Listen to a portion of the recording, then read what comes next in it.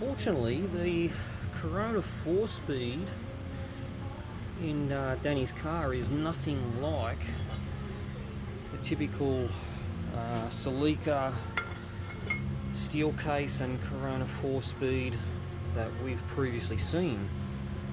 This adapter plate normally would bolt straight to early Celica, Corona, 4-speed, 5-speed, but the bolt pattern is way out, so that's not going to work.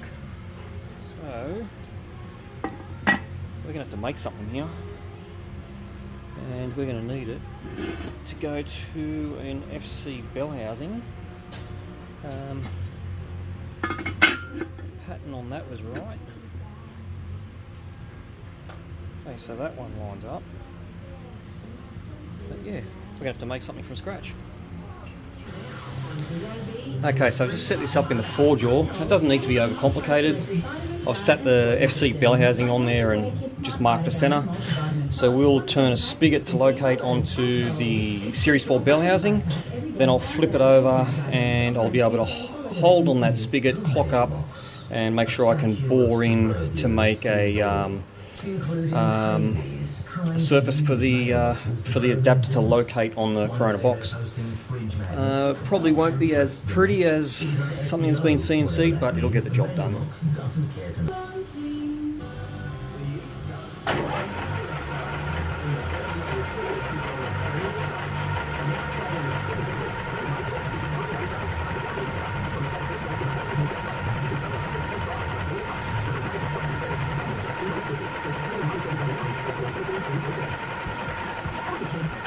Our active kids, our adventurous kids, our creative kids, our curious kids, our sporty kids. Where do you get all this energy from, kids? Are you a big kid?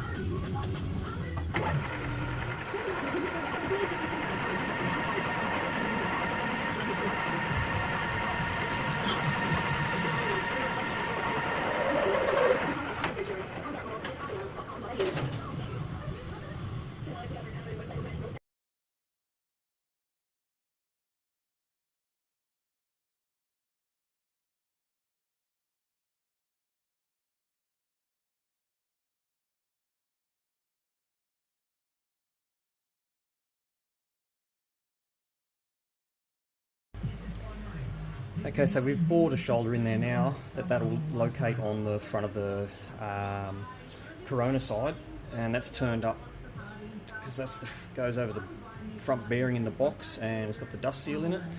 We'll cut off the slide where your bearing would normally run, and we'll use the Mazda one. But that now locates in there, and I'll quickly face this, then I know I've got a complete true face with a bore. I'll flip it around, more than likely put it back in a 3-jaw, I could probably do it in a 4-jaw, and we'll turn the spigot so it locates on the Mazda bellhousing. Then we can spot some holes and start drilling.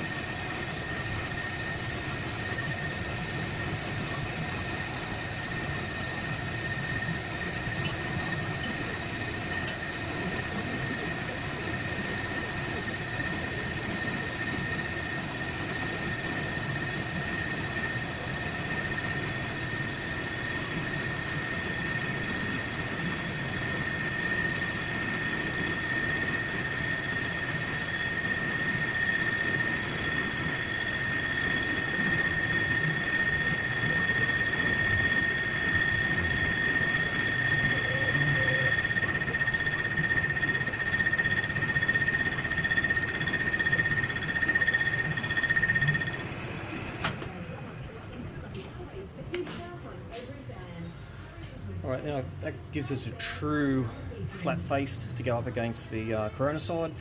That'll go over the bearing spigot, or the old bearing carrier.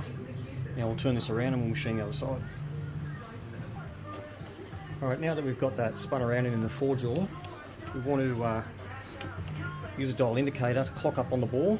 I might give that a quick spin. You can see that's miles out. So being a 4-jaw independent 4-jaw, I'll adjust this and clock that up to 0.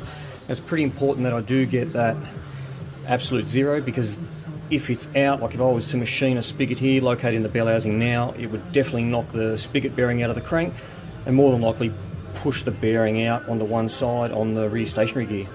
So I'll clock that up and we'll turn a spigot on here, and then we'll be able to spot some holes and get the bell housing and gearbox lined up.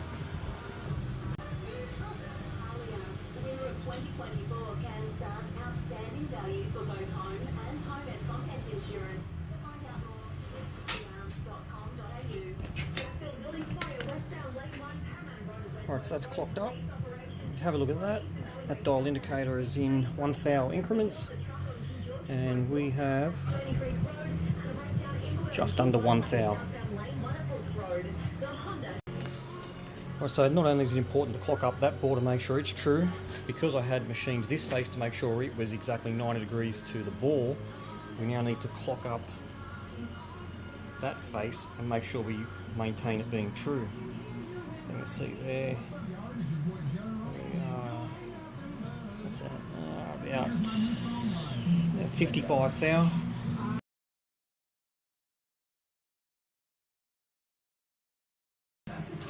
Okay, now that that's trued up, what I need to do is I actually need to machine this off and leave a spigot, and that spigot needs to locate the Mazda bell housing, so I know that it is 100% concentric with the bearing location on the Corona box. So I'll get to machining that off.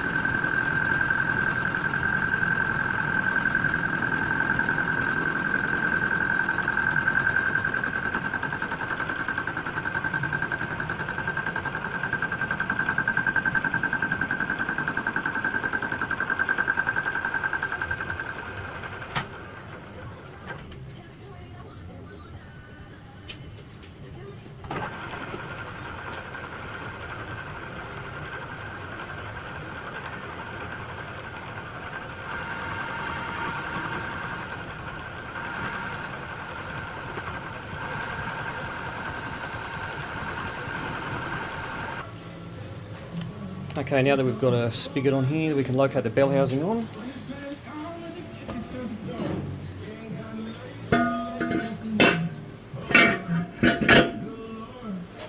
So that'll all sit true.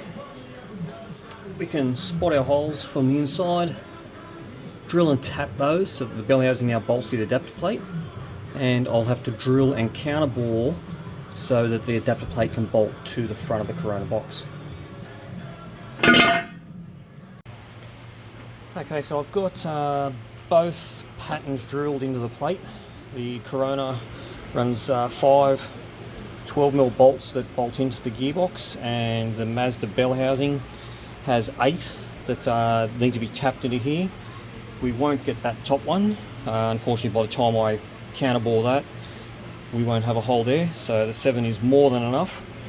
Alright, so I'll set this up in the mill now. I'll tap those holes so I know that they're exactly straight and square.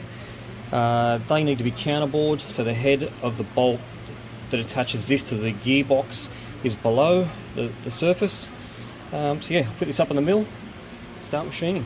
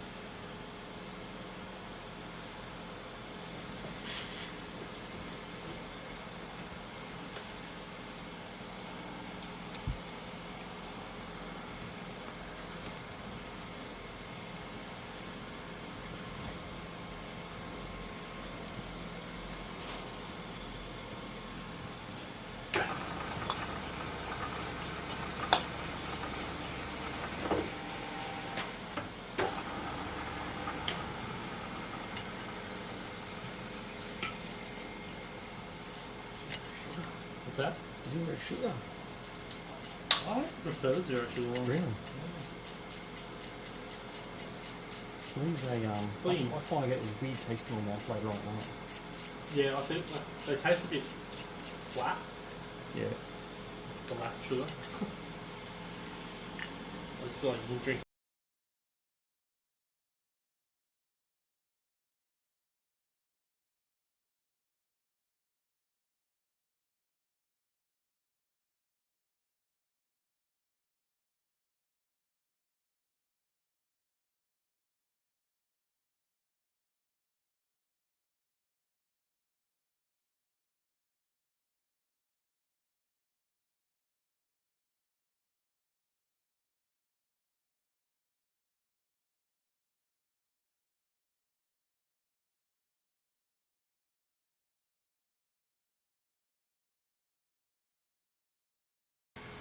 Okay, so that's it. Our bolts to bolt the adapter plate to the box are all been counterbored.